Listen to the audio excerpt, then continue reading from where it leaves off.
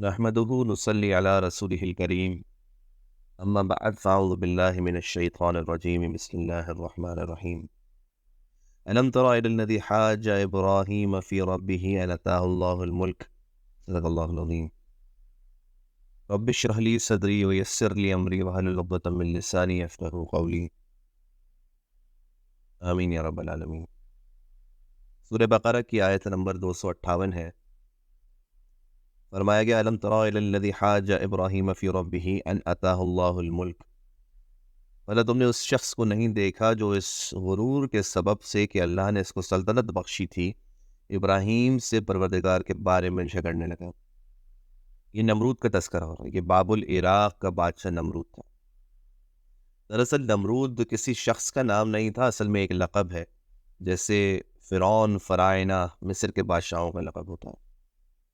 تو فرعون اور نمرود دونوں ہی خدائی کے دعوے دار تھے، لیکن یاد رکھیے گا ان کا دعویٰ یہ نہیں تھا کہ ہم نے دنیا پیدا کی ہے، ہم اس کے پالنے والے ہیں، ہم مخلوق کو بنانے والے ہیں۔ در حقیقت سیاسی اقتدار اور بادشاہت کا دعویٰ کہ یہ اختیار مطلق ہمارے ہاتھ میں ہے، جسے چاہیں صحیح قرار دیں، جسے چاہیں غلط قرار دیں۔ اس قال ابراہیم ربی الذی یحیی و یمیت قال انا احیی و امیت، جب ابراہیم نے کہا کہ میرا پروردگار تو وہ ہے جو جلاتا ہے اور مارتا ہے، وہ بولا کہ جلا اور مار تو میں بھی سکتا ہوں۔ یہ دراصل کٹ حجتی پہ اتر آیا تھا۔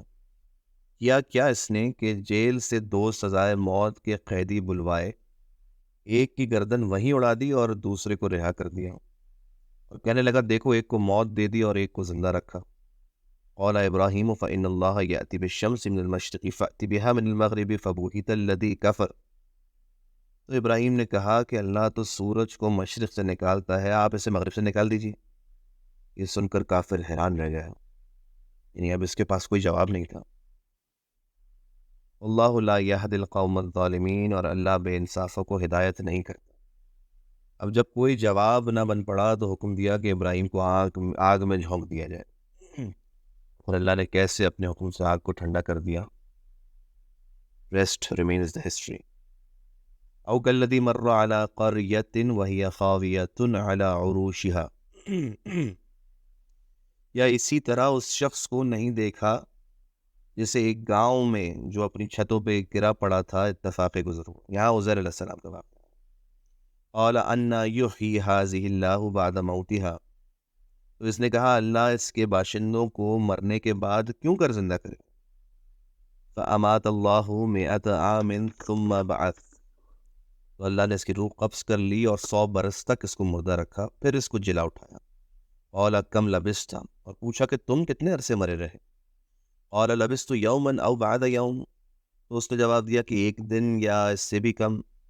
قال بل لبثت 100 عام فانظر الى طعامك وشرابك لم يتسنى، اللہ نے فرمایا نہیں بلکہ 100 برس مرے رہے ہو، اور اپنے کھانے پینے کی چیزوں کو دیکھو، اتنی مدت میں مطلق سڑی بسی نہیں۔ وانظر الى حمارك، اور اپنے گدھے کو بھی دیکھو۔ ولنجعلك آیات للناس وانظر الى العظام کیف ننشزها ثم نکسوها لحما،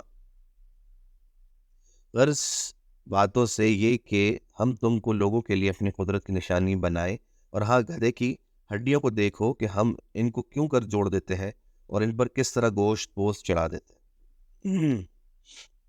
یہ دراصل عزیر علیہ السلام کا واقعہ ہے۔ عزیر علیہ السلام کا کسی بستی سے گزر ہوا جہاں کوئی متنفس زندہ نہیں تھا اور کوئی عمارت بھی سلامت نہیں تھی، تو ان کا سوال اظہار حیرت کی نوعیت کا تھا کہ اجڑی ہوئی بستی کو اللہ واپس کیسے احیا دے سکتا ہے۔ تو یہاں ان کو محسوس ہوا کہ میں ایک دن سویا ہوں، اللہ نے فرمایا نہیں تم پورے 100 سال اسی حالت میں رہے ہو، کھانے پینے کی اشیاء گلی سڑی نہیں، مگر سواری کہ گدھے کو تو دیکھو ختم ہو چکا ہے، ہڈیاں رہ گئی ہیں، گوشت گل سڑ گیا۔ اب ہم عزیر آپ کو نشانیاں دکھا کر لوگوں کے لیے آپ خود نشانی بنا رہے ہیں۔ دیکھتے ہی دیکھتے کیا ہوا کہ گدھے کا ڈھانچہ کھڑا ہو گیا اور اس پر گوشت بھی چڑھ گیا۔ پھر عزیر علیہ السلام نے بچشم سر ایک مردہ کے زندہ ہونے کا مشاہدہ کر لیا۔ فلما تبین له قال اعلم ان اللہ علی کل شیء قدیر، جب یہ واقعات اس کے مشاہدے میں آئے تو بول اٹھا کہ میں یقین کرتا ہوں کہ اللہ ہر شے پر قادر ہے۔ وَإِذْ قَالَ إِبْرَاهِيمُ رَبِّي أَرِنِي كَيْفَ تُحْيِي الْمَوْتَى، اور جب ابراہیم نے اللہ سے کہا کہ اے پروردگار تو مجھے دکھا کہ تم مردوں کو کیوں کر زندہ کرے گا۔ قال اولم تؤمن، اللہ نے فرمایا کہ تم نے اس بات کو باور نہیں کیا۔ قال بلا ولکن لیطمئن قلبی، انہوں نے کہا کیوں نہیں، لیکن میں دیکھنا چاہتا ہوں کہ میرا دل اطمینان کامل حاصل کر لے۔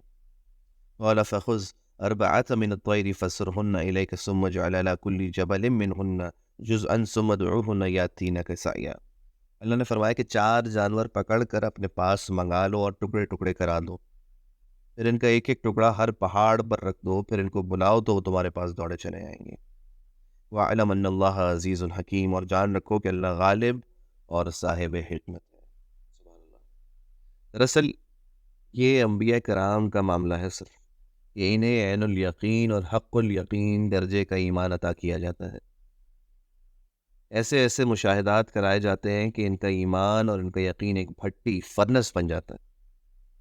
جب حضور علیہ السلام کو معراج کا سفر کرایا گیا تو آپ نے ہر شے کو اپنی آنکھوں سے دیکھا، عرش کو اپنی آنکھوں سے دیکھا، جنت کو اپنی آنکھوں سے دیکھا، جہنم کو اپنی آنکھوں سے دیکھا۔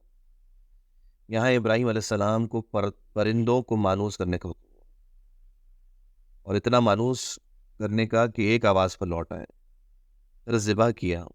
انہوں نے چاروں کو سر، دھڑ اور ٹانگیں علیحدہ علیحدہ کی، پھر الگ الگ پہاڑوں پر جا کر رکھ دی، پھر انہیں پکارا تو ان کے اجزاء جڑ کر واپس اپنی سابقہ حالت میں زندہ ہو کر ابراہیم علیہ السلام کے پاس دوڑے چلے۔ بارک اللہ لی ولکم فی القرآن العظیم ونفعنی وإیاکم وآیات وذکر الحکیم، آمین یا رب العالمین۔ ذلك الكتاب لا ريب فيه هدى للمتقين